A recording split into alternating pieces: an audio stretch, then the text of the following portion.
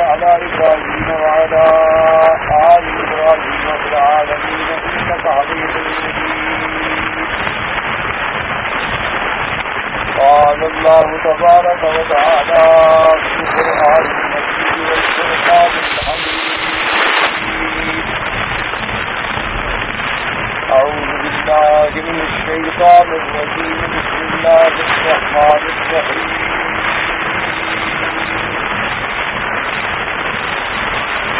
وإذا لم تأتِ بآية قالوا لو اتبعتها قل إنما أتبع ما يوحى إلي من ربي هذا بصائر من ربكم وهدى ورحمة لقوم يؤمنون.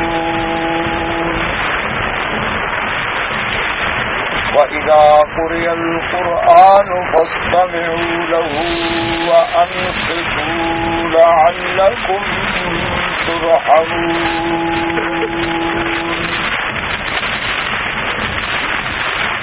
سورۃ الاعراف کی ان آیات مبارکہ میں اللہ تبارک و تعالیٰ نے ارشاد فرمایا ہے مشرکین کے بارے میں. اس سے پہلے آپ نے سابقہ آیات مبارکہ میں یہ پڑھا تھا کہ اللہ نے اپنے پیارے نبی سیدنا محمد عربی صلی اللہ علیہ وآلہ آلہ وسلم کو اخلاق عالیہ مکارم عالیہ کے بارے میں ارشاد فرمایا. خطاب چاہے سرکار دو جہاں کو ہے صلی اللہ علیہ وسلم، لیکن مخاطب پوری کی ہے. اور اس میں 3 باتوں کا اللہ نے حکم فرمایا، امر فرمایا کہ ایک تو درگزر، اور ایک عمل فرمایا تھا کہ آپ بھلائی کا حکم دیے جائیں. خذ العفو وامر بالعرف. اور تیسرا حکم یہ فرمایا تھا کہ آپ بھلائی کا حکم کرتے رہیں، لیکن پھر بھی اگر کوئی جاہل اپنی جہل پہ، ضد پہ اور اپنے کفر پہ، گمراہی پہ اڑا ہوا ہے تو پھر آپ پھیرا. اس کے بعد ایک ہدایت عطا فرمائی تھی کہ اگر، کیونکہ جب آدمی جاہلوں سے واسطہ پڑتا ہے اور آدمی ان کی ہدایت کی بات کرتا ہے اور وہ الٹا ضد کرتے ہیں تو فکری بات ہے کہ غصہ تو آتا ہے. اب آپ کسی آدمی سے کہیں کہ بھائی نماز پڑھو، اور وہ آگے اللہ معاف کرے الٹ سیدھی باتیں کرے، آپ کہتے ہیں کہ بھائی نماز پڑھیں، نماز فرض ہے، اللہ کی عبادت ہے، اہم العبادات ہے، اور وہ خدا نہ خاصا اور ضد کرے تو غصہ تو آتا ہے انسان. اور جب آدمی غصہ آتا ہے اور غصے کے زیر اثر ہو جائے تو پھر انسان سے غلط باتیں بھی نہیں کر سکتے. اس کا علاج بھی میرے اللہ نے بتا دیا کہ اگر کبھی آپ کو شیطان اپنے نزغات میں، اپنے وساوس میں، غصے میں ڈالے تو اس کا علاج یہ ہے کہ بس اللہ کی پناہ پکڑیں. بس وہ سننے والے ہیں، جاننے والے ہیں. انہ سمیع علیم. اور پھر اس کے بعد اللہ نے ارشاد فرمایا کہ واقعتاً جو میرے بندے ہیں، جو مجھ سے ڈرنے والے ہیں، ان الذین اتقوا، جو مجھ سے ڈر گئے، ان کو اگر کبھی شیطان طائف ان غصہ دلاتا ہے، طائف یا طائف مانا ہے، تو وہ فوراً کیا کرتے ہیں؟ میرے عذاب کو یاد کرتے ہیں اور ڈر جاتے ہیں. اگر کبھی شیطان ان کو اکساتا ہے، بھڑکاتا ہے کہ بھئی اس کو مار دو، اس کو بدلا دو، اس کو ایسا کرو، تو وہ میری قدرت کو یاد کرتے ہیں. جیسے کہ حضرت امام شافعی رحمۃ اللہ علیہ کا ایک قول مبارک ہے کہ ذات کا قدرت مال الناس فتذکر قدرت المال علیہ، کہ اگر تمہیں اللہ نے طاقت دی ہے اور کبھی کسی غریب سے تم ظلم کر رہے ہو تو سوچو کہ مجھ کو اتنا بڑی طاقت والا اوپر کر. طاقتور ہوں، میرا جواب نہیں دے سکتا، لیکن اصل طاقت کا مالک تو اللہ ہے، پھر وہ مجھے پکڑ لے۔ تذکروا عقاب اللہ، اللہ کے عذاب کو یاد کر کے ڈر جاتے ہیں اور فوراً اس بات سے ہٹ جاتے ہیں۔ میرے نیک بندے مجھ سے ڈرنے والوں کی یہ صفت ہے۔ لیکن وہ اخوانہم یمدونہم فی الغی، اور جو بالکل شیطان کے نرغے میں آ جانے والے لوگ ہیں، کافر ہیں، مشرک ہیں، بدکردار ہیں، اور وہ ان کو زیادہ لمبا کرتا ہے، پھر وہ نہیں باہر جاتے، وہ اسی گمراہی میں پڑے ہوئے۔ اب ان کے انہی اشیاء کے بارے میں اللہ تبارک و تعالیٰ نے اس آیت میں ارشاد فرمایا کہ وَإِذَا لَمْ تَأْتِهِمْ بِآيَةٍ قَالُوا لَوْلَا اجْتَبَيْتَهَا۔ اللہ نے فرمایا کہ جب آپ نہیں لے آتے ان کے پاس نشانی تو کہتے کیوں نہیں اللہ سے آپ چن کے لے آئے؟ اس کا مفہوم سمجھے پہلے۔ اللہ تبارک و تعالیٰ نے اپنے جتنے انبیاء اور رسول بھیجے ہیں علیہ الصلوات والتسلیم، اللہ کے کروڑوں صلاۃ و سلام، اللہ نے سب کو معجزات کی اور سب کو اللہ نے آیات، نشانیاں، معجزات، ایسے امور، خوارے کے عادات کے جو دنیا کٹھی ہو کے مل کے بھی نہیں کر سکتی، آج عجائب وہ انبیاء کے ہاتھ میں ہوتا ہے۔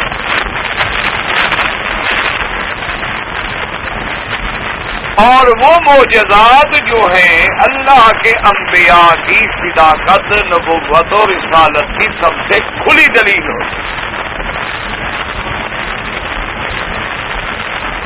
کیونکہ آخر نبوت کے لیے کوئی دلیل، کوئی تصدیق، جن کے قلوب سلیمہ ہے ٹھیک ہے، وہ تو بغیر دلیل کے بھی مان لیتے ہیں، جیسے سیدنا ابو بکر صدیق رضی اللہ تعالیٰ عنہ نے کسی دلیل کا مطالبہ نہیں کیا اور فوراً کلمہ پڑھ دیا۔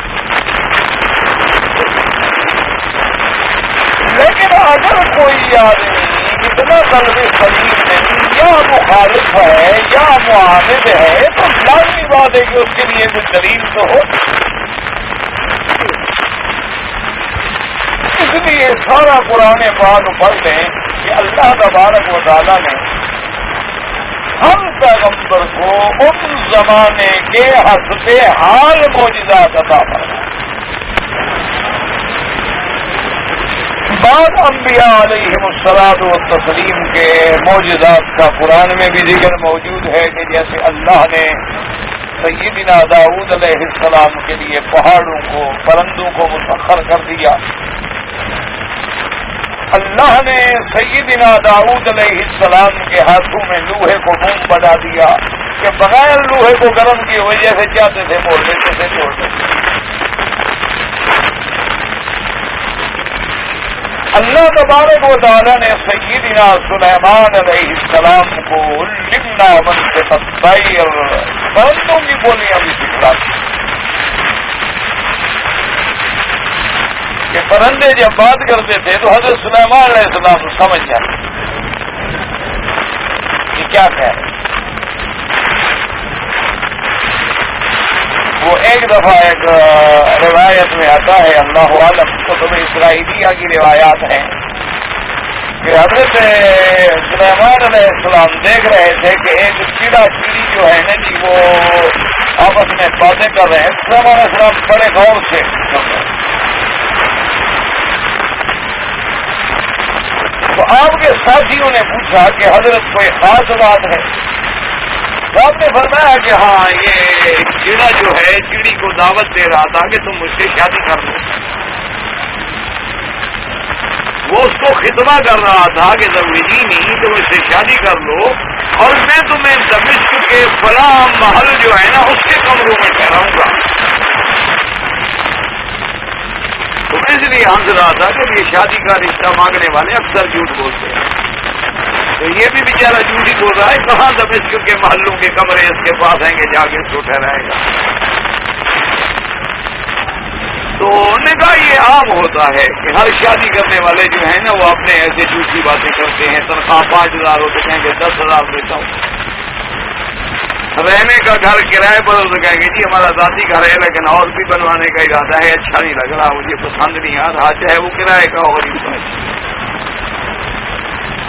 تو اس لیے فرمایا کہ میں نے دیکھا کہ پرندے بھی ایسی باتیں کرتے ہیں، تو اس لیے سیدنا سلیمان علیہ السلام جو تھے وہ مسکرائے۔ اسی طرح بزرگوں نے اور بھی بڑے عجیب عجیب حکایات لکھے ہیں، اور حکایات میں بھی حکمتیں، اللہ والے جو باتیں لکھتے ہیں نا ان میں بھی حکمتیں ہوتی، کوئی سادہ سی باتیں ہوتی ہیں جو دل میں اتر جانے والی۔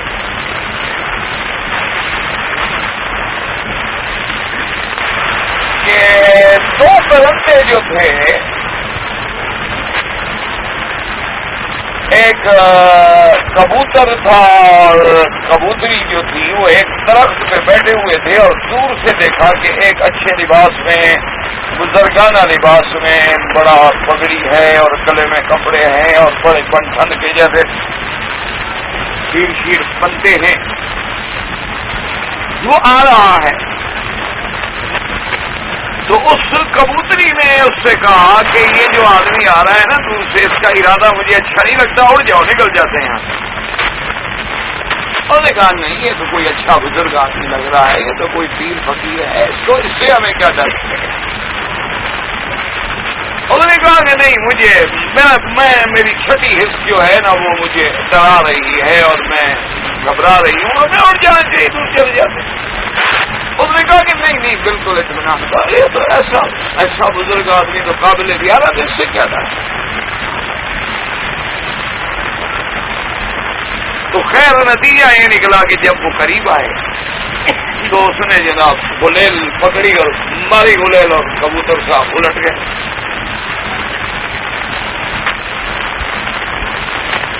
اور ذبح کر لیا، شکار کر لیا۔ تو کبوتری نے جا کے حضرت سلیمان علیہ السلام سے شکایت کی کہ اس بندے نے میرا شوہر جو ہے مار ڈالا۔ حضرت سلیمان علیہ السلام نے حکم دیا کہ پیر لگاتے ایک منٹ میں پکڑ کر آئے۔ ہاں جی کیا کرو؟ میں نے کہا کیا ہونے کا شکار کیا۔ تو سلیمان علیہ السلام نے فرمایا کہ دیکھو شکار تو اللہ نے حلال کیا ہے، اس نے کوئی ظلم تو نہیں کیا، زیادتی تو نہیں کی کہ میں اس کو سزا دوں۔ شکار کھیلا ہے، شکار کھیلنا اللہ نے حلال کیا ہے، کبھی تو موڑ گئے، کبھی شکاری نے شکار کر لیا۔ انہوں نے کہا حضرت میں یہ شکایت کرنے نہیں آئی کہ شکار کیوں کھیلا ہے، شکار کھیلنا تھا تو شکاری کی شکل بنا کے آتا، یہ پیر بن کے تو نہ گولی مارتا ہمیں۔ تو کم از کم اپنی شکل جو ہے وہ تو شکاریوں والی بنا لیتا نا، کہ چلو اس کے ہاتھ میں گلیل ہوتی، اس کے پاس کمان ہوتی، اس کے پاس کوئی بندوق پکڑی ہوتی، ہم دیکھتے بھی شکاری آ رہے ہیں، ہم بھی اڑتے، وہ بھی مارتا ہے جس کا مقدر۔ لیکن یہ تو جناب ایسے بھیس میں آیا کہ ہم تو اعتبار کر کے زیارت کے لیے بیٹھ گئے، ہمیں کیا پتا کہ اندر سے ایسے تیر چھپائے ہوئے ہیں۔ تو بہرحال بڑی سادہ سی بات ہے، لیکن اگر آپ آنکھیں بند کر کے اپنے معاشرے پہ نظر ڈالیں تو یہی ہوگا۔ کتنے لوگ ہیں جو اللہ کے حرم میں احرام کی چادریں باندھ کے کھڑے ہوتے ہیں اور بڑے قیمتی تولیے اور سفید چمکتے ہوئے اور ہاتھ میں 2000 کی گھڑی بھی باندھی ہوگی، اور آ جائیں گے السلام علیکم جناب میری بات سنیں، کہتے مجھے بڑی شرم آتی ہے، حادثہ ہو گیا ہے، اب ہم شریف آدمی ہیں، پیسے بھی نہیں مانگ سکتے کسی سے، آپ ایسا کریں میری گھڑی رکھ لیں، 1000 ریال دے دیں، ہم یہاں سے تو جائیں کسی طرح۔ ہم کیوں بالکل کیوں، ایک طریقہ ہے لوٹنے کا، مانگنے کا۔ کتنے لوگ ہیں جو آپ کو مساجد کے نام پہ اور یتیموں کے نام پہ اور مدارس کے نام پہ، اور باقاعدہ فائلیں ہیں، فوٹو ہیں، تصدیقات ہیں، رجسٹرڈ ہیں کاغذ، اور موقع پہ جاؤ تو کچھ بھی۔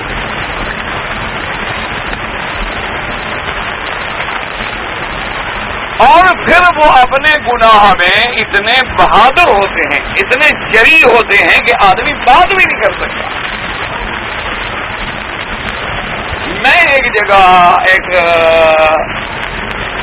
جگہ جلسہ تھا، وہاں سے فارغ ہو کے گاڑی میں آ رہا تھا، تھوڑا بورڈ لگا ہوا ہے اور وہاں میرا نام لکھا ہوا ہے اور کھڑا۔ میں حیران ہوں کہ یہ کیا ہے؟ میں نے گاڑی روکی، پوچھا کیا ہے؟ انہوں نے کہا جی کوئی مدرسہ ہے، تو انہوں نے آپ کی سرپرستی کا بورڈ لگایا ہوا ہے۔ میں نے اس بیچارے مول صاحب کو بلایا، میں نے کہا شریف آدمی اتنا بڑا بورڈ تو نے لگا رکھا ہے، مجھے تو پتہ ہی نہیں کہ تمہارا مدرسہ کہاں ہے اور آپ کون ہیں، اور یہاں نام میرا لکھا ہوا ہے۔ تو پڑھا اس نے جناب، پڑھا اسی طرح کر کے، یعنی ذرا بھی آنکھ نیچے نہیں ہوئی۔ تو میں نے کہا مولوی صاحب ناراض ہو رہے ہیں، میں نے کوئی گناہ کا اڈا کھولا ہوا ہے اور آپ کا نام لکھ دیا تو آپ کیوں بگڑ رہے ہیں؟ بدل صحیح ہے نا، نیکی کے کام پہ آپ کا نام لکھ لیا ہے، آپ کے نام سے مجھے چندہ مل جاتا تو کیا ہو گیا؟ اب میں خوش سے زندہ کھڑا ہوں۔ میں نے کہا ٹھیک ہے بھائی، میرا گناہ ہے، مجھے معاف کر دینا، میں نے تم سے کیوں پوچھا؟ کوئی اخلاق کوئی شرافت تو ہوتی ہے جس کا نام استعمال کرو، اس سے پوچھ لو، اجازت لے لو، اس کو بتا دو۔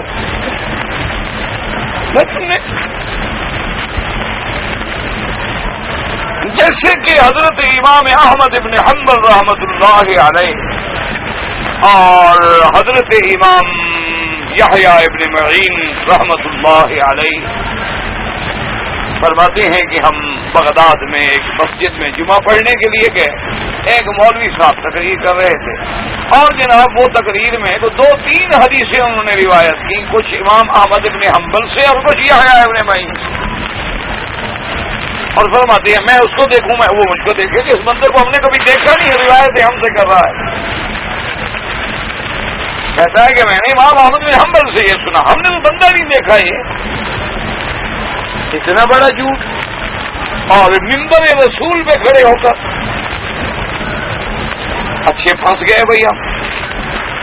تو بہرحال فرماتے ہیں کہ جب وہ فارغ ہوا تو ہم نے پکڑ لیا، ہم نے کہا کہ بھائی تم جو بیان کر رہے تھے روایات امام احمد ابن حنبل سے اور یحییٰ ابن معین سے، تم جانتے ہو کہ یحییٰ ابن معین اور احمد ابن حنبل کون ہیں؟ یا ہم دو میں سے کون امام احمد ابن حنبل ہے اور کون یحییٰ ابن معین ہے؟ تو کہتے ہیں کہ اس نے بڑے آرام سے کہا کہ تو دنیا میں صرف یہ نام تمہارا ہے، وہ اور کوئی نہیں ہو سکتا۔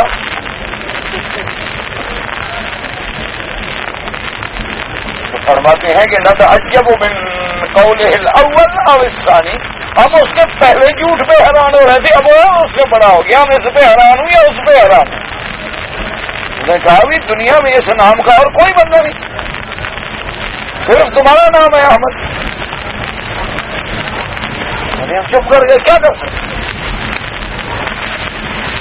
اور بڑا آرام سے وہ چلا گیا اور ہم دونوں اسی طرح پریشان کھڑے ہیں۔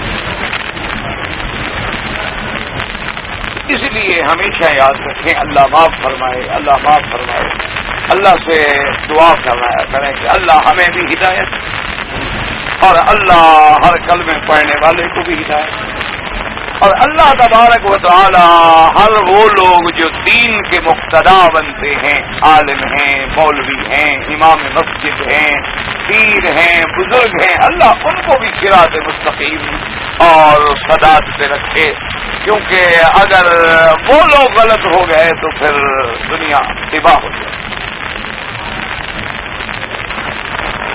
تو اس لیے آپ دیکھیں کہ اللہ نے حضرت سیدنا سلیمان علیہ السلام کو اتنا بڑا معجزہ عطا فرمایا۔ اچھا جنوں کو تابع کر دیا، جن اتنے مسخر تھے حضرت سلیمان علیہ السلام کے، اور چرند اور پرند اور ہوا، معجزات عظیمہ۔ موسیٰ علیہ السلام کے زمانے میں جادو کا زور تھا، اللہ نے عصا اور ید بیضا عطا فرمائی۔ سیدنا عیسیٰ علیہ السلام کے زمانے میں طبیبوں کا اور حکیموں کا اور اطباء کا اور فزیولوجسٹ کا زور تھا، اللہ نے وہ معجزے عطا فرمائے عیسیٰ علیہ السلام کو کہ تمام اطباء دنگ ہو گئے۔ کہ یبرئ الاکمہ والابرص، کہ کوڑی ہے، برس والا ہے، مادرزاد اندھا ہے، بس ہاتھ پھیرتے وہ ٹھیک ہو جائے۔ مردے کو آ کے کھڑا ہو کے فرماتے قم بإذن اللہ، مردہ کھڑا ہو جائے۔ وَإِسْتَخْلُقُ مِنَ الطِّينِ كَهَيْئَةِ الطَّيْرِ، اللہ نے فرمایا ہم نے انہیں یہ دیا تھا کہ مٹی کی طرح ایک پرندہ بناؤ، مٹی کا ایک چڑیا بناتے، پھونک مار دوڑ کے چلی جاتی تھی بس اسی وقت۔ فَيَكُونُ طَيْرًا بِإِذْنِ اللَّهِ،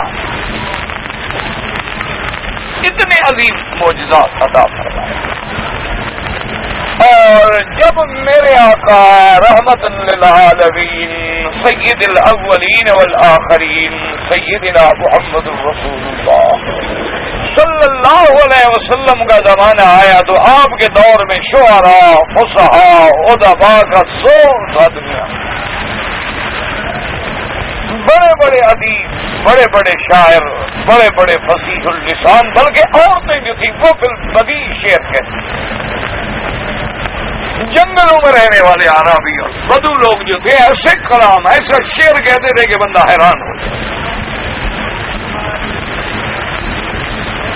اللہ تبارک و تعالیٰ نے آپ کو بھی پھر سب سے بڑا عظیم معجزہ جو ہے کلام اللہ قرآن پاک کا عطا فرمایا، اور فرمایا میرے محبوب آپ کو اجازت ہے کہ آپ چیلنج کریں پورے عالم کو کہ اگر تمہارے اندر فصاحت بلاغت کا ناز ہے تو لے آؤ میرے کلام اللہ کے مقابلے پہ ایک آیت بنا دو۔ اللہ کے قرآن اترنے کے بعد پھر شاعروں کی شاعری جو تھی ماند پڑ گئی، اور فصیحوں کی فصاحت جو تھی پھیکی پڑ گئی، خطیبوں کی خطابت و بلاغت کے رنگ اڑ گئے، اور دنیا بے تاب ہو کے ماننے پہ آ گئی کہ ہاں یہ اللہ کا کلام ہے، بندے کا کلام نہیں ہوتا۔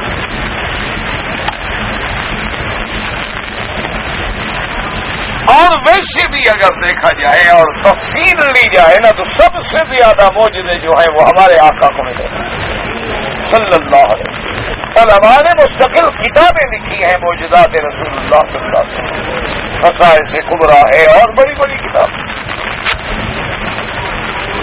یعنی ایسے معجزات ملے ہیں صلی اللہ علیہ وسلم کے سارے انبیاء سے سب سے زیادہ۔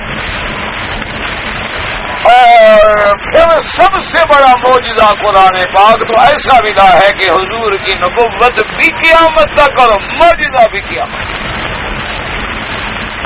جیسے حضور کے زمانے میں قرآن معجزہ تھا آج بھی معجزہ۔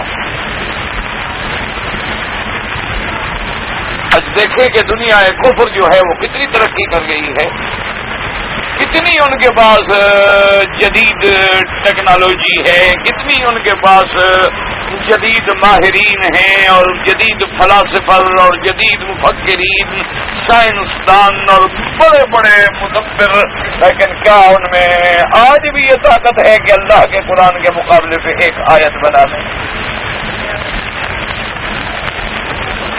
یا اللہ کے قرآن نے جو دعویٰ کیا ہے اس کو جھٹلا دیں، اللہ کے قرآن نے جو خبر دی ہے اس کو غلط ثابت کر دیں؟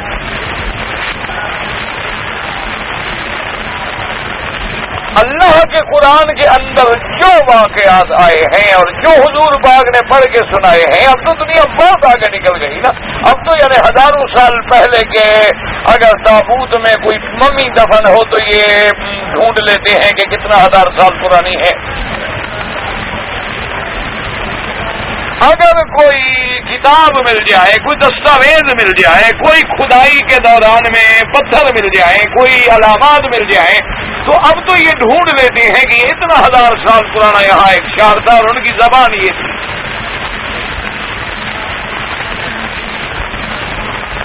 اتنی معلومات کے باوجود، اتنے علم کے باوجود آج تک وہ یہ بات بتا سکتے ہیں کہ قرآن نے جو فلاں خبر دی تھی نعوذ باللہ وہ ٹھیک نہیں،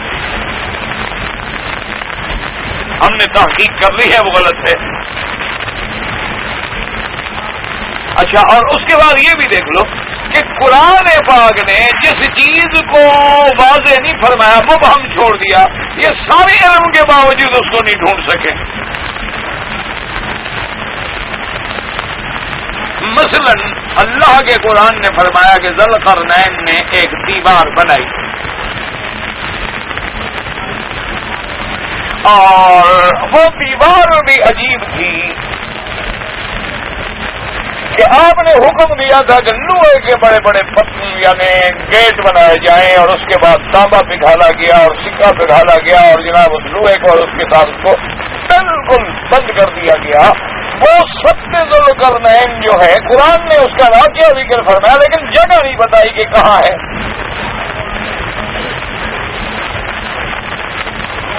قرآن نے یہ بھی بتلا دیا کہ یاجوج ماجوج اس کے پیچھے جو ہے وہ قید ہے لیکن کہاں ہے آج تک یہ بھی نہیں ڈھونڈ سکے کہاں ہے. کبھی کچھ کہتے ہیں کبھی دیوار چین ہے کبھی فلاں دیوار ہے کبھی فلاں دیوار ہے. کبھی کہتے ہیں جناب حضرت نوح علیہ السلام کی کشتی ہمالیہ پہاڑ کے ساتھ ٹکرائی تھی. کبھی کہتے ہیں نہیں وہ تو جوتی کا ذکر آیا ہے اور وہ تو ترکی میں اور ہمالیہ انڈیا میں. ان کی تحقیق کا تو یہ حال ہے. اللہ نے جو ذکر نہیں فرمایا بس نہیں فرمایا اللہ نے چھپا دیا. اللہ نے بیان فرمایا اصحاب کہف لیکن وہ غار کون سی تھی ایسے آپ لاکھوں روایات ڈھونڈ ڈالیں لیکن سچی بات نہیں کر سکتے. ایسے لوگوں نے کہا ہے غمتا کی ابھی تھی فلاں جگہ تھی فلاں جگہ تھی فلاں جگہ تھی لیکن سب روایات ہے حقیقت کوئی بھی نہیں کیونکہ اللہ نے یہ تو بتایا ہے کہ اصحاب کہف تھے ایک غار میں بھی بنا لی تھی 309 سال تک ہم نے انہیں سلائے بھی رکھا لیکن ان کے نام کیا تھے وہ کہاں تھے وہ جگہ کون سی تھی یہ بھی آج تک نہیں بتا. کیوں اللہ پاک کو ایک واقعہ عبرت کے لیے سنانا تھا. کچھ جگہ کی تحقیق تو ضروری نہیں تھی چاہے غار اس پہاڑ میں ہو یا اس پہاڑ میں ہو. بات تو یہ ہے کہ اصحاب کہف نے وہاں آ کر اپنے آپ کو حفاظت کے لیے رکھا اور اللہ نے ان پہ نیند مسلط.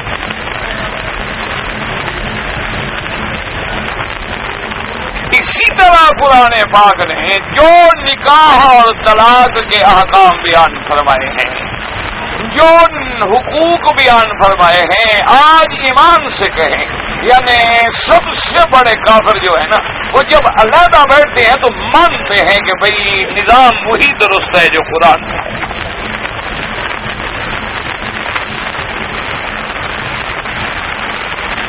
مجبور ورنہ ان کے قانون کا تو یہ حال ہے. ابھی میں کل پرسوں پڑھ رہا تھا ایک اخبار میں کہ جرمنی میں پتہ نہیں کسی جگہ میں کہ انہوں نے مرد کو مرد سے شادی کرنے کی باقاعدہ قانونی اجازت دے دی کہ وہ اپنا نکاح جو ہے رجسٹر کرا سکتے.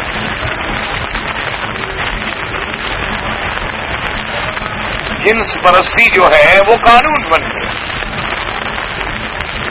عورتوں کو آزادی دینے چلے تھے نا جی اب عورتوں کے حقوق کس نے دبائے انہوں نے یا اسلام نے.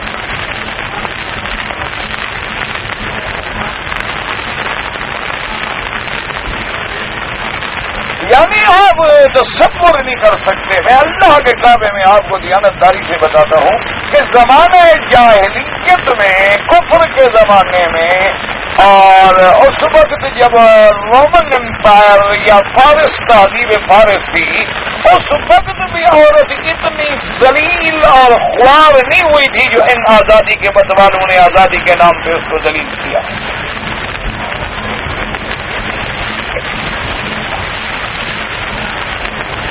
یعنی آپ حیران ہوں گے کہ کسی نائٹ کلب میں جا کے دیکھیں کالج کی لڑکیاں بیچاری اور یہاں ڈانس کرتی ہیں پیسوں کے لیے.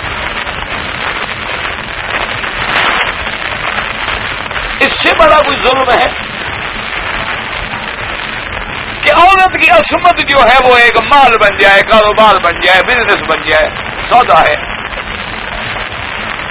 ایک تو پیسے کمانے کی مشین ہے کبھی تیرے گھر کبھی اس کے گھر کبھی اس کے گھر کبھی اس کے پاس کبھی اس کی گود میں کبھی اس کی گود میں. یہ عزت ہے اور اسی کا نام عزت ہے. پارکوں میں اسٹیشنوں میں ریل کی ڈبوں میں آپ بیٹھے ہوئے ہیں وہ جناب بیٹھے چھڑ رہے ہیں اسی کا نام عزت و احترام.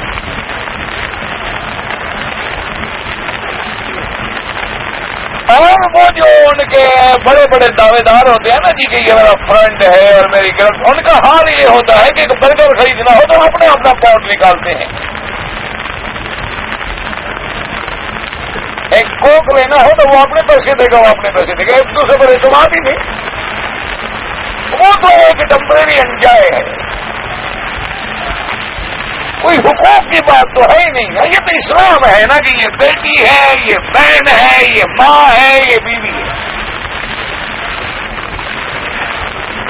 یہ تو اسلام ہے نا جی۔ بیوی ہے، بوڑھی ہو گئی ہے، گھر بیٹھی ہے، خاوند تیرا، کبھی نہیں کہا کہ تم بیکار ہو گئی ہو نکل جاؤ۔ کہتا ہے بھائی بوڑھی ہو گئی، ٹھیک ہے، میرے بچوں کی ماں ہے، ساری زندگی میرے ساتھ گزاری ہے، اچھا وہ بیچاری مریض ہو گئی، وہ پولیو کی ہو گئی، اس کو باقاعدہ ویل چیئر میں لے کے عمرے کروا رہا ہے، صفا میں لے جا رہا ہے، مکے مدینے لے کے جا رہا ہے، وہ ہو جاتا ہے جی اس نے میرے ساتھ زندگی گزاری ہے، اس کے مجھ پر حقوق ہیں۔ اچھا وہ معذور ہو جائے،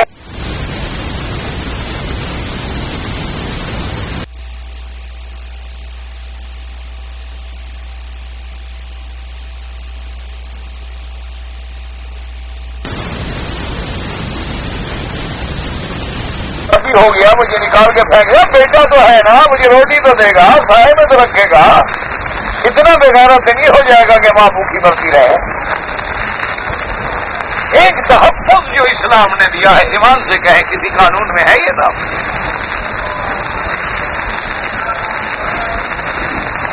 اچھا جی ٹھیک ہے، اب دیکھیں ہندو جو اس وقت بہت بڑا ایک عذاب ہے، فتنہ ہے، اللہ ان کے عذاب کو اپنے قدرت اور قہر کے ساتھ مٹا دیں، ان ظالموں کے ظلم کو، عذاب کو۔ ان کے بعد دیکھ لیں کہ ایک لڑکی ہے مثلا، اس کی شادی ہوئی ہے، 16 سال عمر ہے، ایک دن کے بعد خاوند مر گیا اور ساری زندگی بیٹھی رہے،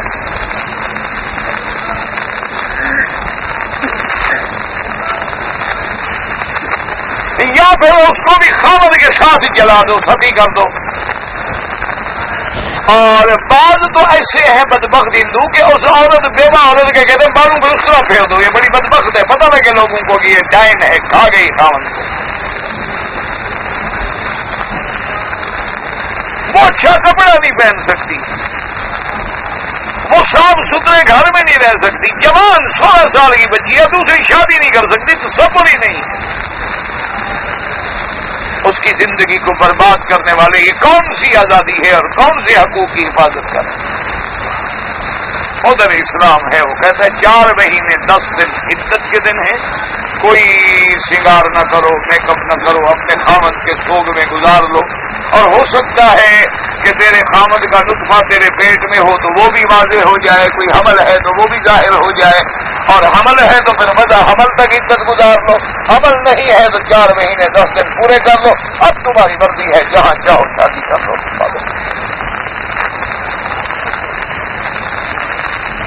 اور پھر اسلام حکم دیتا ہے کہ ایسی عورتوں کے ساتھ شادی کرو جو بیوہ ہیں، اور سب سے پہلے میرے مدنی سرکار نے بیوہ عورت سے شادی کر کے امت کو سبق دیا، ورنہ حضور کے لیے مکے میں عورتوں کی کمی تھی، کسی سردار گھرانے کو بھی شاید کر دیتے اور ساری بچیاں قربان کر دیتے حضور کے قدموں پر۔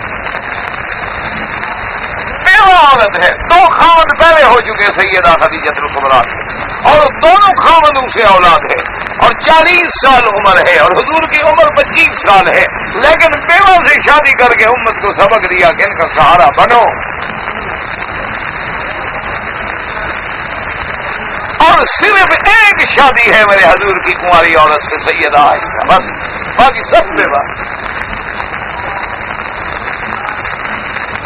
تمہیں کنواری لڑکیاں مل جاتی ہیں اور حضور کے لیے کمی تھی۔ اچھا جی چلو، اس وقت تو کافر دشمن تھے، مدینے میں بھی کوئی کمی تھی ہجرت کے بعد، آخر کیا وجہ ہے کہ حضور اور پھر اللہ نے جو قوت، جو طاقت، جو جمال، جو صحت آپ نے نبی کو دی ہے، کون مقابلہ کر سکتا ہے؟ لیکن سب بیویاں جو ہے وہ بیوہ ہے، مطلقہ ہے، حضرت زید نے طلاق دی، حضور نے شادی کروائی، سبق دیا کہ طلاق والی عورت پہ اعتراض نہ کیا کرو، خبردار، اسباب ہوتے ہیں، حالات ہوتے ہیں، ضروری نہیں ہوتا کہ عورت کا ہی قصور ہو، تو ضروری نہیں ہوتا کہ جب طلاق ہو جائے تو بس اگلے شوہر کے ساتھ بھی وہ نہیں گزارے گی زندگی۔ حکم دیا کہ دیکھو میں نبی ہو کر مطلقہ سے شادی کر رہا ہوں،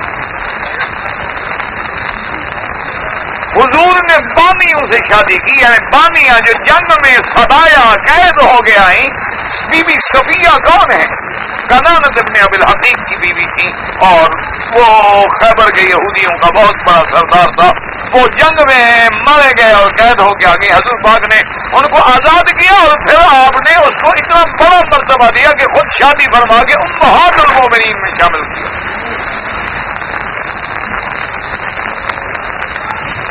سبق دیا امت کو کہ ان غریبوں کو، غلاموں کو، باندیوں کو، کنیزاؤں کو یوں نہ سمجھا کرو، یہ بھی انسان ہے، ان کا بھی مرتبہ ہے، ان کا بھی مقام ہے۔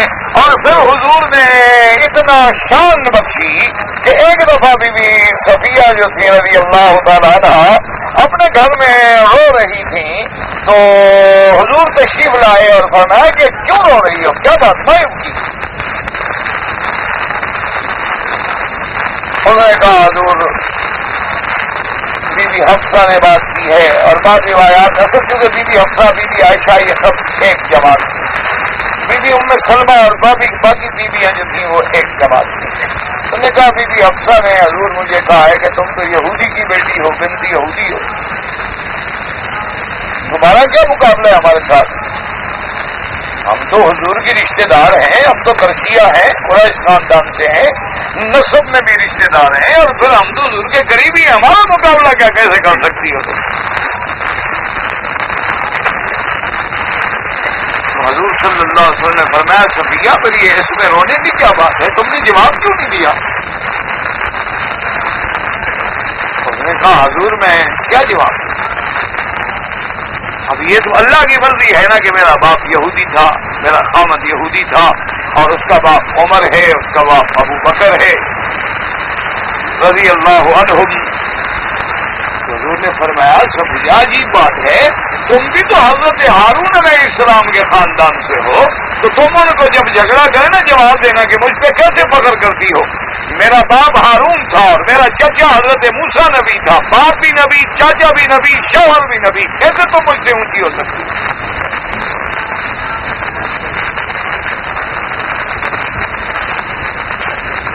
ویسے اگر غور سے دیکھا جائے تو یہ صفتیں بی بی عائشہ اور حفصہ میں بھی ہیں، کیوں وہ بھی تو قریش تھے نا، تو قریش کس کی اولاد ہیں؟ حضرت اسماعیل کی، ان کا باپ کون ہوا؟ نبی۔ حضرت اسحاق ان کے چچا ہوئے تو وہ کیا ہوئے؟ وہ بھی نبی۔ اور زوج محمد مصطفیٰ ہوئے وہ کیا؟ وہ بھی نبی۔ تو یہ صفتیں ان میں بھی تھیں، لیکن حضور نے ان کے شان سمجھانے کے لیے بات کرتا ہے۔ تو جب دوبارہ جھگڑا ہوا تو اس نے کہا کہ لماذا تفتخرنا، کیوں فخر کرتی ہو مجھ پر؟ میرا باپ نبی ہے، نا میں سلالت ہارون، و امی نبی موسیٰ علیہ السلام، حضور کی نبی۔ اور چپ کر گئے۔ اور ایک روایت میں ہے کہ ایک دفعہ حضور آئے تو بی بی عائشہ رو رہی، حضور نے فرمایا عائشہ کیوں رو رہی؟ انہوں نے کہا حضور اللہ نے آپ کو رسالت اور نبوت دے کے بھیجا ہے، بیویوں کو جھگڑا کرنا سکھایا، آپ نے بی بی صفیہ کو جواب سکھلایا۔ حضور نے فرمایا غلط سکھلایا؟ انہوں نے کہا حضور میں نے یہ تو نہیں کہا کہ غلط ہے، میں یہ تو کہہ نہیں، سوچ ہی نہیں سکتی کہ اللہ کے نبی کی زبان سے بھی غلط بات نکل سکتی ہے۔ آپ کی بات تو حق ہے، لیکن آپ تو جواب نہ دیتے نا۔ بی بی صفیہ تو یہ بات نہیں سوچ سکتی تھی، ہمیں بھائی اللہ سے ڈرا کر کسی کی توہین نہ کی۔ تو یہ سارا کہنے کا مقصد میرا یہ تھا کہ یہ شرف کس نے دیا ہے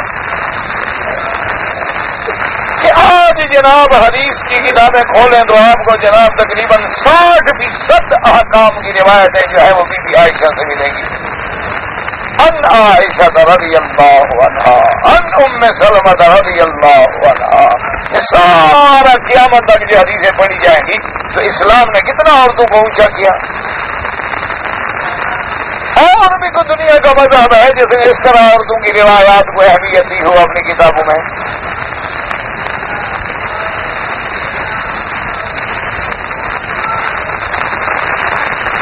اس طرح انہوں نے احترام دیا ہو. ہاں یہ ہو سکتا ہے فیشن میں لے آئے ہوں, لباس بیچنا ہو تو ماڈل بنا کے لے آئیں, اور حسن جانچنا ہو تو ساری دنیا کے فاسق فاجر بٹھا کے عورت کو سر سے پاؤں تک اس کے ایک ایک عضو کی پیمائش کر کے فیصلہ کیا جاتا ہے کہ اسی میں حالت یہ عزت دی ہے عورت کو.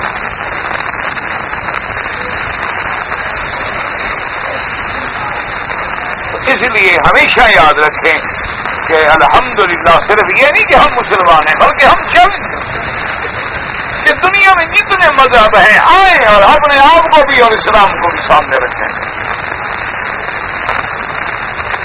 ٹھنڈے دل کے ساتھ. کوئی جھگڑے کی بات نہیں, بالکل چیلنج کرتے ہیں ہم کسی معاملے میں.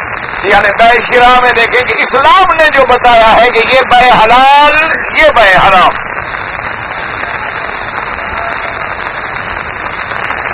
آج تک دنیا اسلام کی اس بیوع کے مقابلے پر کوئی نظام اقتصادیات پیش نہیں کر سکتی. اسلام نے ایک نظام دیا ہے آپ کو. یہ نہیں کہ اسلام ایسی بس عبادات کا نام ہے کہ نماز پڑھ لی روزہ رکھ لیا اب اسلام ہے. اسلام نے ایک نظام دیا ہے. اسلام کہتا ہے سود حرام,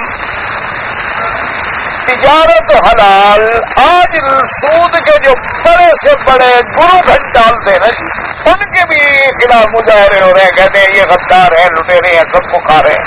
اب ان کے ملکوں میں ان کے خلاف باقاعدہ مظاہرے ہوتے ہیں. وہ کہتے ہیں تم ظالم ہو, امداد نہیں دے رہے ہو کسی ملک کو, تم تو لٹیرے ہو, غدار ہو.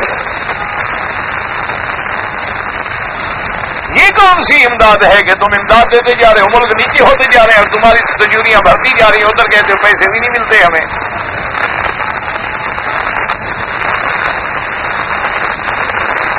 آپ ذرا غور کریں اپنے ملک میں, ذرا آنکھیں بند کر کے ذرا یوں نظر دوڑاؤ. ساری دنیا فلاں بڑا آدمی کھا گیا, فلاں کھا گیا, فلاں کھا گیا, لیکن بینک تو الٹا امیر ہو گیا, کوئی بھی بھوکا نہیں مرا.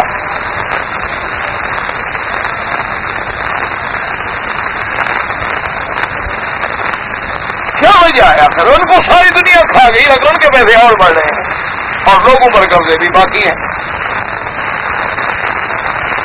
یہ استحصالی نظام جو ہے اس کے مقابلے میں اسلام نظام عدل. اسلام بتاتا ہے کہ سونا خریدنا ہے تو کیا طریقہ ہے, چاندی خریدنی ہے تو کیا طریقہ ہے, اجناس خریدنے ہیں تو کیا طریقہ ہے. اسلام بتاتا ہے کہ ایک باغ خریدنا ہے تو بھائی جب تک پھل ظاہر نہ ہو جائے تو حلال نہیں.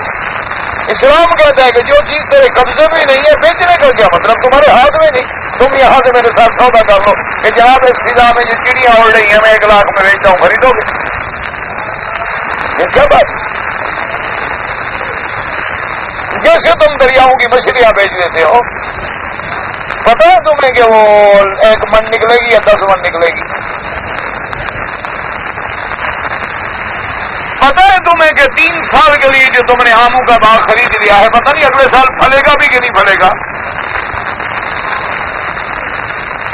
ابھی کپاس جناب لگی نہیں, تم نے پہلے کھیت خرید لیا ہے, پتہ نہیں کپاس سپاہ ہو جائے, سنڈی لگ جائے, کیڑا لگ جائے, وائرس بڑھ جائے. یہ اسلام ہے جس نے تمہاری ہر جگہ حفاظت کی. دیکھو اسلام کتنا عظیم ہے کہ زکوٰۃ کا محل کون ہے؟ فقراء, مساکین, عاملین, مؤلفۃ القلوب, فی الرقاب, والغارمین, وابن السبیل. یہ 8 معین ہے نا.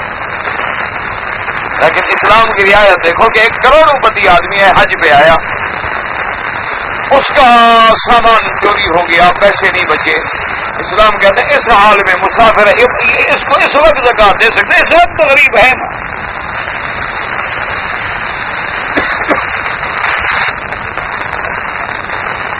اس وقت تو یہ غریب ہے نا. اور استحصالی کیا کہتے ہیں؟ نہیں جی آپ ویزا کارڈ، آپ کارڈ لے لیں، آپ جناب وہ جا کے کارڈ سے نکال لیں، کو مجھے پھر ہمیں فون کر لیں، ہم ایک اور کارڈ آپ کو دے دیں گے، اور وہ جو دے دیں گے اس پر سود کتنی بنے گا؟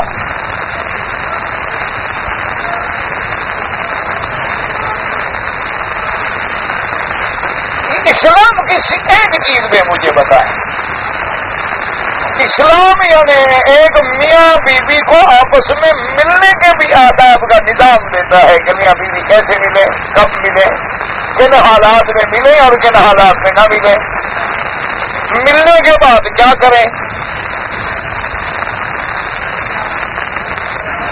جو بھی عورتیں اسلام کے مطابق الحمدللہ بچوں کو دودھ پلاتی ہیں، حیض سے باقاعدگی سے غسل کرتی ہیں، اپنے بدن کی ظاہری باہر صفائی رکھتی ہیں، اپنے خامد کے سوا کسی غیر کو کبھی بدن بھی نہیں دکھایا، اللہ نے اس کو ایڈز سے بچایا ہوا ہے، کینسر سے بچایا ہوا ہے،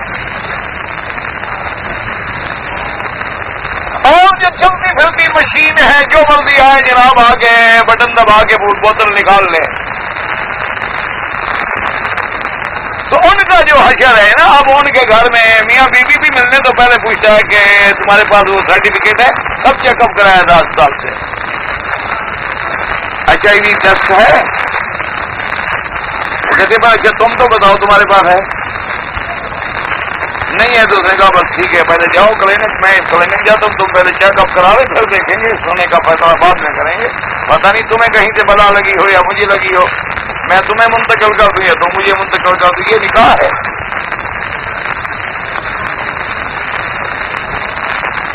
اس لیے جناب اب اس آیت کو اپنے دماغ میں رکھیں کہ کافروں نے آ کے مطالبہ کرتے تھے یا رسول اللہ صلی اللہ علیہ وسلم آپ جو معجزات ہم کہتے ہیں وہ کیوں نہیں لے آتے؟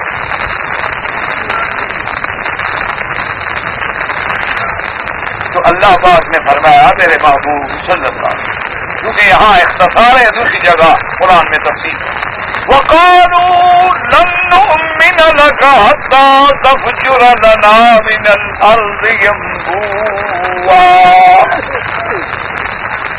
کافر کہتے تھے حضور ہم ہرگز ایمان نہیں لے آئیں گے جب تک کہ آپ ہمیں یہ معجزہ نہ دکھائیں کہ اس مکے کے خشک بنجر پہ آباد پہ آب و گیا وادیوں میں پانی کے چشمے نکل پڑے، یہاں باغات لگ جائیں، یہاں کھیتوں کے انگوروں کے درخت کھجوروں کے باغ لگ جائیں، اور یا پھر ہمارے سامنے آسمان کا کوئی ٹکڑا گرے، یا ہمارے سامنے اللہ آسمان سے لکھا ہوا ایک کتاب ہمارے نام پہ کہ فلان ابن فلان تم کو ہم حکم دیتے ہیں کہ میرے نبی پہ ایمان لے آؤ، ہم اس کو اترتا ہوا دیکھیں اور پھر پڑھیں، اس کے بعد ہم فیصلہ کریں گے ایمان لانے کا۔ او تنزل علینا کتابا نقرأہ، اللہ تبارک و تعالیٰ نے فرمایا کہ میرے محبوب ان کو ایک جامع جواب دے دو، قل سبحان ربی هل كنت الا بشرا رسولا۔ آپ ان کو ایک جامع اصولی جواب دے دیں کہ پاک ہے میرے رب کی ذات، اور اس کے بعد سن لو میں ایک بشر اولاد آدم انسان اللہ کا بھیجا ہوا رسول ہوں، اللہ نے مجھے دعوت کے لیے بھیجا ہے، انذار و تبشیر کے لیے بھیجا ہے، یہ معجزات میرے اپنے ہاتھ میں نہیں کہ جو تم چاہو میں دکھاتا جاؤں۔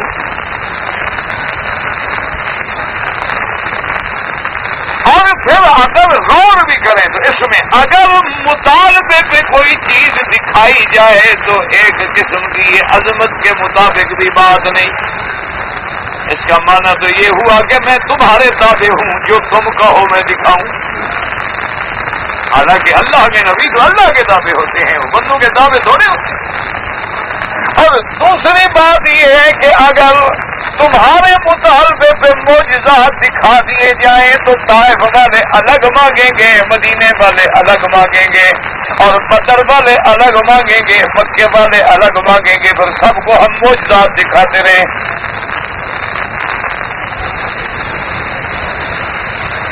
اور تیسری بات یہ بھی یاد رکھیں کہ میرے اللہ نے جبریل علیہ السلام کو بھیجا. اللہ نے فرمایا حضور اگر آپ چاہتے ہیں تو یہ جو کچھ مانگتے ہیں ہم سارے دکھا دیتے ہیں, لیکن میری بھی سنت اللہ ہے ان کو بتلا دیں کہ اگر مانگا ہوا معجزہ دیکھ کے ایمان نہ لے آئے تو پھر ان کی نسل بھی باقی نہیں رکھوں گا. پھر جو قومیں مجھے مانگے اور پھر اسلام نہ لے, جیسے قوم صالح علیہ السلام نے قوم نے مانگا تھا معجزہ کہ اس پتھر سے اونٹنی نکل آئے اور اونٹنی بھی 10 مہینے کی گابن ہو اور اس کے بعد اس کا اتنا دودھ ہو پھر ایمان لائیں گے. جب اللہ پاک نے وہ معجزہ دے دیا اور اس کے بعد اونٹنی آ گئی, چند دن گزرے تو اونٹنی کو مارنے لگے, فَأَكَلُوهَا اس کو بھی زخمی کر کے مار ڈالا ظالموں نے. اللہ پاک نے فرمایا میرے پیغمبر ان کو بتلا دو کہ بس 3 دن کے بعد تمہاری قسمت کا فیصلہ ہو گیا.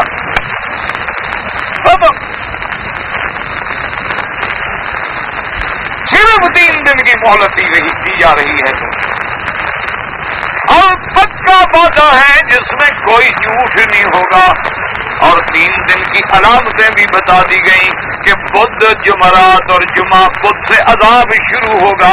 سب سے پہلے تمہارے چہرے کی رنگت بدلے گی اور دوسرے دن چہرے تمہارے سرخ ہو جائیں گے اور تیسرے دن چہرے تمہارے سیاہ ہو جائیں گے اور جب ہفتے کا دن آئے گا تو پھر اللہ کا عذاب تمہیں پکڑ لے گا. اللہ نے فرمایا ہم دکھا دیں گے مجھ سے, لیکن اگر پھر قریش ایمان نہ لے آئے تو پھر ہم ان کو زندہ نہیں چھوڑیں گے. حضور نے فرمایا کہ نہیں میرا اللہ چھوڑ دیں, ان کو معجزات نہ دکھلائیں, ان کو رہنے دیں ان کے حال پہ جن کے مقدر پہ ہے اسلام لے آئیں گے. اسی واقعے کو قرآن یہاں بیان کرتا ہے فَإِذَا لَمْ تَأْتِهِمْ بِآيَةٍ اور جب آپ نہیں لے آتے کوئی نشانی جو وہ چاہتے, ورنہ حضور کے پاس تو بڑی نشانی ہے. قالوا لولا اجتبيتها وہ کہتے ہیں کہ کیوں آپ چن کے نہیں لے آئے وہ نشانی جو ہم نے مانگی تھی.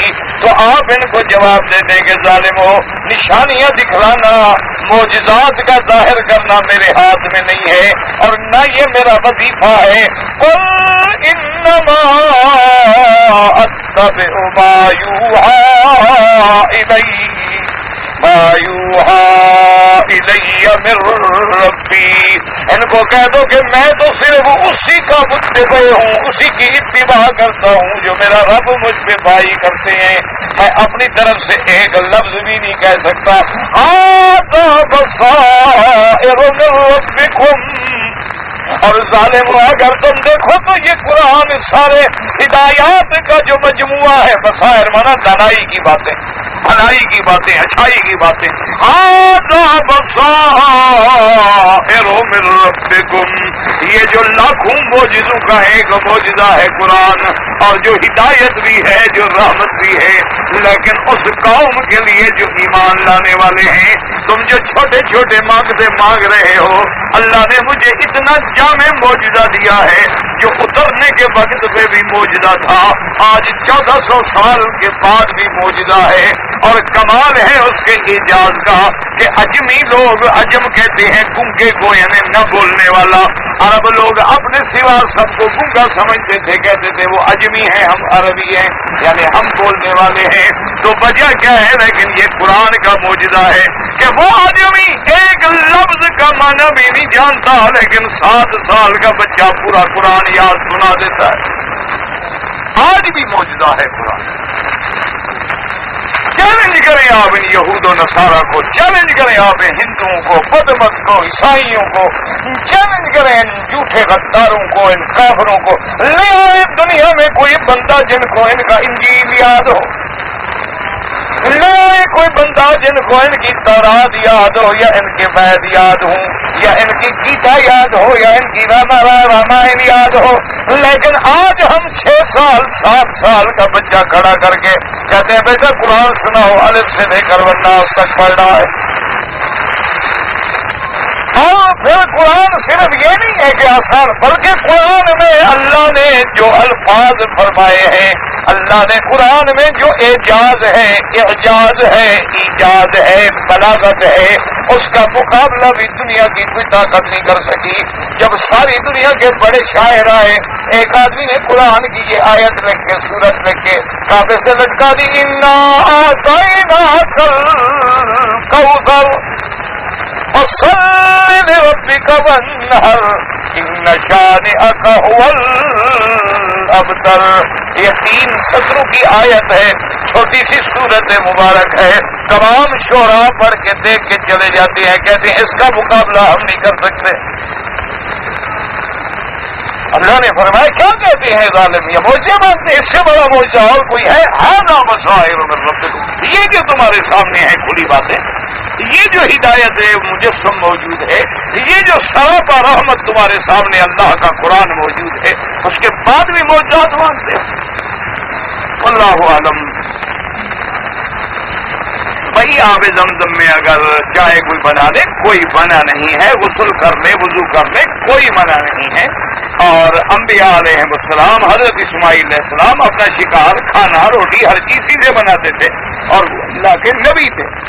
یہ تو بعض کتابوں میں علماء اس لیے لکھ دیتے ہیں کہ اب اور پانی چونکہ موجود ہے تو لہذا ایک ادب کا طریقہ ہے, ورنہ کوئی شران تو منع نہیں, پانی ہے. اگر دم جو ہے, بکری جو ہے دم کی, ہم کسی دینی جماعت کو اس کے پیسے دے دیں, بالکل نہیں. دم کا معنی ہوتا ہے ایک بکری حدود حرم میں ذبح کر کے فقراء مکہ کو کھلائی جائے. حضور صلی اللہ علیہ وسلم نور ہے یا بشر ہیں, یہ 1400 سال میں کلمہ پڑھ رہے ہیں, ابھی تک پتہ نہیں لگا. اللہ کے بندے, جب حضور کے ابا کا نام معلوم ہے, اماں کا نام معلوم ہے, پھر نور ہونے کا کیا معنی؟ محمد ابن عبداللہ ابن عبد المطلب. تو جب نسب موجود ہے, کم از کم 2 جھوٹوں میں ایک تو بولا کرو نا. ادھر تو تم میلاد مناتے ہو 12 ربیع الاول کو, اور ادھر کہتے ہو حضور نور ہیں. نور کے پیدا ہونے کی تو تاریخ کا بھی پتہ کسی کو نہیں, پھر میلاد کیسے مناتے ہو؟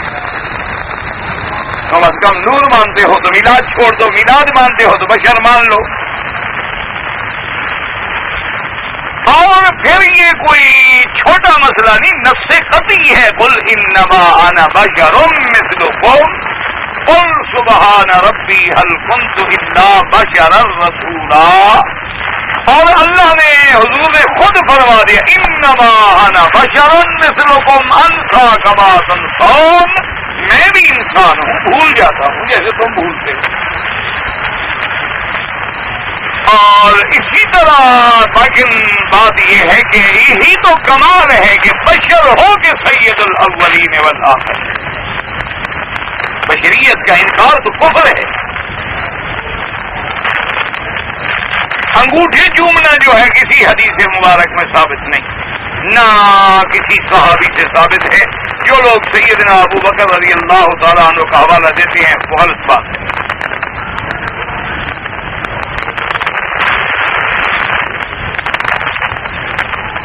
ایک کتاب ہے سلطنت مصطفیٰ, آپ نے پڑھی ہے؟ نہیں, میں نے نہیں پڑھی, اور میں پڑھنا بھی نہیں چاہتا. میں جانتا ہوں کس نے لکھی ہے اور اس میں کیا لکھا ہوا.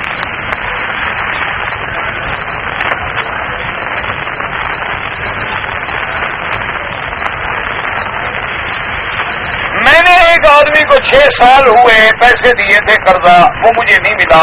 میں اس کی زکوٰۃ کا کیا کروں؟ آپ نہ دیں زکوٰۃ. اگر وہ پیسے ہی ڈوب گئے تو زکوٰۃ بھی گئی, لیکن جب مل جائے تو جتنے سال کا نہیں دیا دے دینا زکوٰۃ.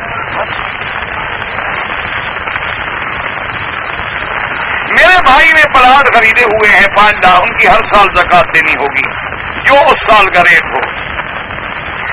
جو لوگ داڑھی بالکل چھوڑ دیتے ہیں وہ بھی صحیح حدیث ظاہر پہ عمل کرتے ہیں کہ اعفوا اللحى, حضور نے فرمایا داڑھی بڑھاؤ, مونچھیں کٹاؤ, تو وہ ظاہر حدیث سے لے لیتے ہیں. اللہ ان کی بھی محنت قبول فرما لے. لیکن ائمہ اربعہ کا اتفاق اسی پہ ہے کہ ایک مشت داڑھی ہونی کافی.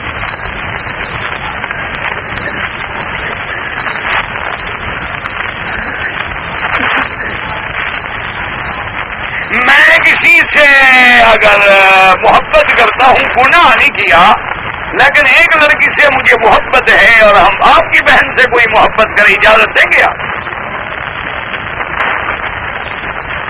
اگر آپ وہ اجازت دے سکتے ہیں، غیرت ختم ہے تو ادھر بھی جائز ہے. محبت کرتے ہو والدین کو بھیجو، رشتہ کرو، پیغام بھیجو، نکاح کرو، کوئی بری بات. جب تمہارے چاچے کی بیٹی ہے پیغام تو نکاح کرو. یہ کیا ہے کہ محبت میں غیر محرم سے باتیں کرو؟ جب ایک مرد اور عورت ہو، حضور نے فرمایا تیسرا شیطان ہوتا ہے، اور شیطان کسی وقت بھی گمراہ کر سکتا ہے. اس لیے حکم ہے کہ بھائی بہن بھی علیحدہ کمرے میں نہ لیٹیں، اور جب بیٹا 10 سال کا ہو جائے تو ماں کے ساتھ بھی کمرے میں نہ لیٹیں.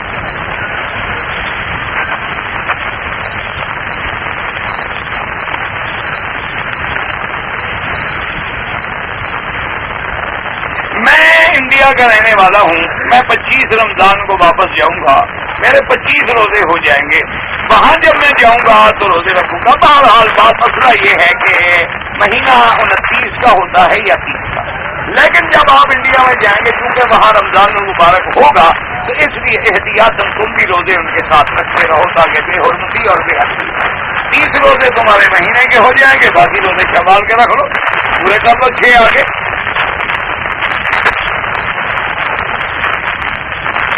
اگر کوئی آدمی پاکستان سے آ کے جدے سے سیدھا مدینہ منورہ چلا گیا، مدینہ منورہ سے احرام باندھ کے عمرہ کیا، بالکل ٹھیک ہے، کوئی دم نہیں. دم تو تب تھا جب سیدھا مکے آ جائے.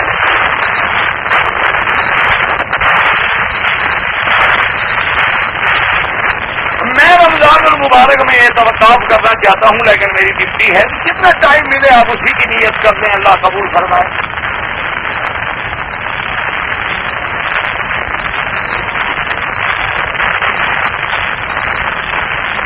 میں نے عمرہ کیا اور 20 یا 25 منٹ میں چپل جو ہے پہنے رہا، کوئی فرق نہیں پڑتا، چپل جوتا کوئی بھی ہو سب ٹھیک ہے.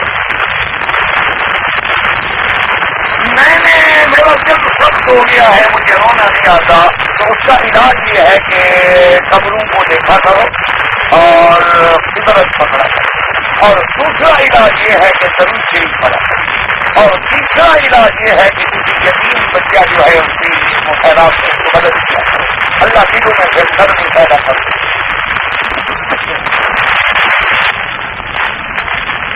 اگر کوئی آدمی اپنے ہاتھ سے اپنی شہوت کو مٹاتا ہے تو یہ بہت بڑا گناہ ہے. قیامت میں اس کے ہاتھ جو ہے وہ حاملہ ہوں